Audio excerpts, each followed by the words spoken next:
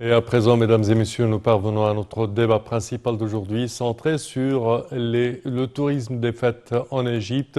Alors, quelle destination est la meilleure et quelle nationalité de touristes font ce trajet? De toute façon, nous allons vous répondre à toutes ces questions avec notre invité aujourd'hui, Monsieur Simon Sayer, qui est expert en tourisme. Bonjour. Bonjour. Alors, bonne fête à vous. Merci à vous de même et à tous les Égyptiens. Merci à vous. Alors, premièrement, quand on parle de tourisme, des fêtes surtout en Égypte, connaît-il quand même quelle nationalité préfère faire ces trajets? Alors, cette année, on a eu pas mal qui sont venus du Golfe, surtout de l'Arabie Saoudite.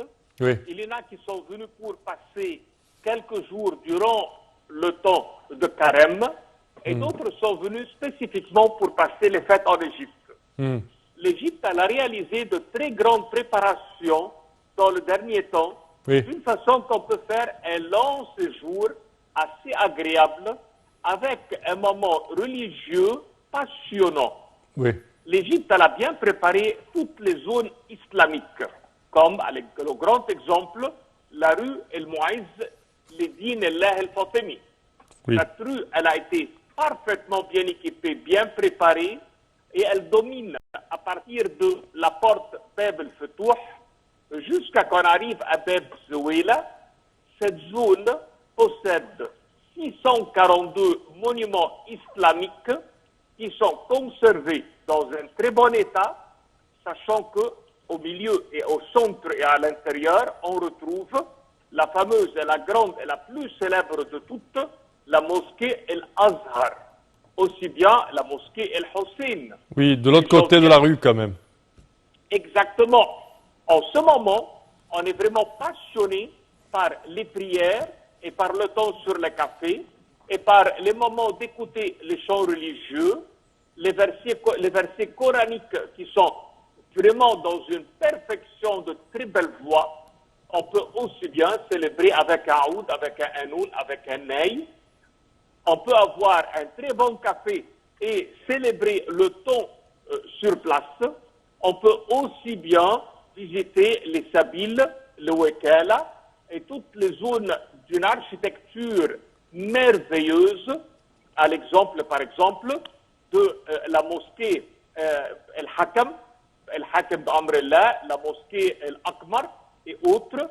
On peut visiter les centres où on conservait les eaux du Nil dans des grandes citernes pour alimenter la ville du Caire.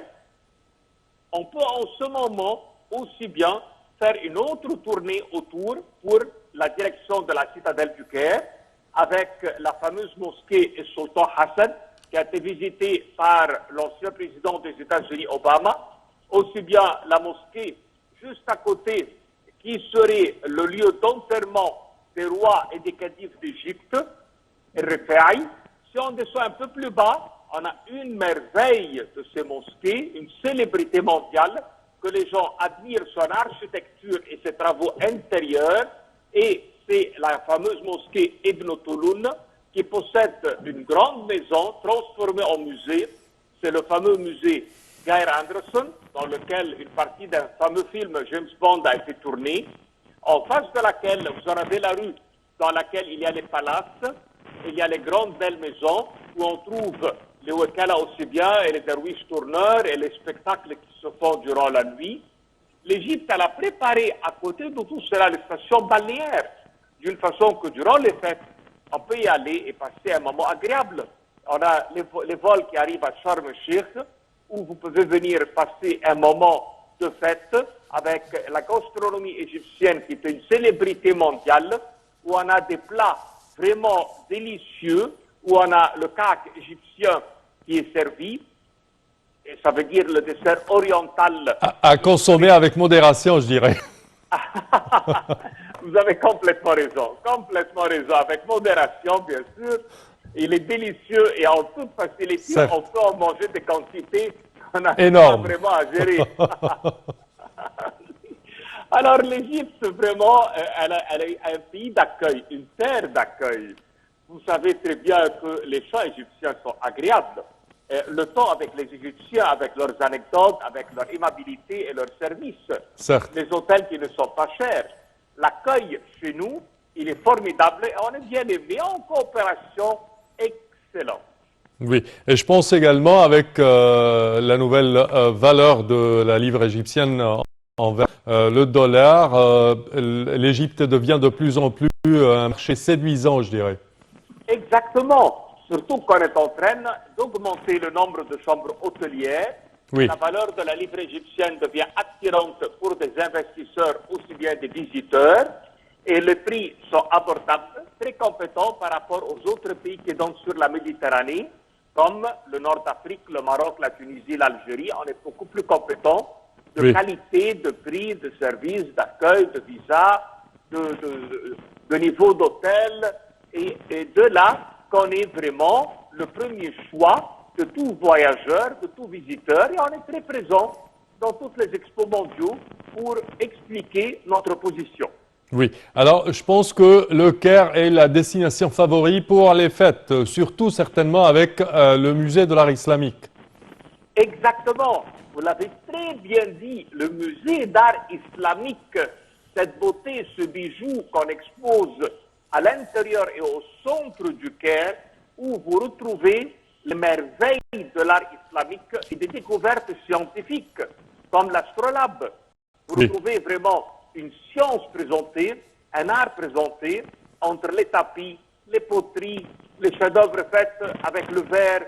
Les Égyptiens, à cette époque, ont fait aussi bien la marqueterie, le travail de l'ébène et de l'ivoire. Oui. Dans ce musée, on passe 2-3 heures avec des guides locaux spécialisés, gratuits. C'est un service offert par El Azhar et le musée, d'une façon à exposer l'art islamique durant les périodes, qu'elles soient la période mamelouk ou ottomane, et aussi bien qu'il y a quelques pièces en poterie qui datent des époques précédentes. Et vraiment, j'encourage non pas seulement les touristes et les visiteurs étrangers, mais tout Égyptien d'y aller, vu la qualité de service émerveillée. Moi, c'est mon musée préféré. Parfait. Quand on parle de circuit culturel et balnéaire en même temps, parce que je pense que plusieurs préfèrent par exemple passer 2 jours au Caire et puis aller à Sharm el-Sheikh ou en Hurghada ou même à Côte-Nord. Exactement, vous avez complètement raison. Cette année, c'est la mer Rouge qui a fait le gain Oui. pour attirer les gens en tant que voyageurs et en tant que visiteurs. Vu qu'il y a les vols qui sont faciles à prendre et on a des vols locaux entre le Caire et Sharm el-Sheikh, Oui. on a facilité pour tout visiteur pour combiner la culture et les vacances. Et de là qu'on pouvait venir passer les quelques derniers jours du mois de Carême, le mois de Ramadan, avec les premiers jours de fête. Parfait, surtout avec le nouveau musée de l'Égypte ancienne à Sharm el-Sheikh. Oui, l'idée, elle est excellente de réaliser Oui. là-bas un musée. C'était une nécessité, vu que les gens qui voyagent avec leur famille, certains veulent la plongée, d'autres veulent les déserts, certains veulent juste nager ou profiter des bains de soleil. Mais il y en a pas mal qui aiment la culture. Et il Certes. faut l'exposer, car le seul moyen au précédent, c'était de prendre un vol et de partir vers le Caire pour faire les visites du musée des pyramides. Oui. Mais aujourd'hui, à l'intérieur de Sharm el-Sheikh, on rajoute durant le séjour une richesse culturelle. Parfait. Et jusqu'à présent, il n'y a pas de date fixée pour l'inauguration du grand musée égyptien. On s'attend pour la nouvelle saison touristique et on a quelques indices. C'est que l'Égypte aujourd'hui, elle a ouvert 2 nouvelles salles dans ce musée. Oui. Et on a transféré pas mal de pièces. Ça veut dire quand on le visite, on n'a pas uniquement l'escalier royal, vraiment fabuleux, mais aussi bien pas mal de chambres équipées avec des pièces. Nous, on s'attend avec la nouvelle saison touristique à un grand boom et une inauguration qui va marquer la planète Terre. Parfait. Et également, je pense qu'il y a un grand afflux sur le musée de la civilisation égyptienne dans le Vieux-Caire. Oui, ce musée, vraiment, il est très bien positionné, il est très bien placé, car une fois qu'on le visite, on a accès à plein de choses autour, comme Oui. l'ancienne capitale El Fostat, Certes. comme la mosquée Amr ibn al-As. Et certainement le quartier copte. Exactement. Le Oui, Caire c'est copte tellement caractérise riche là-bas.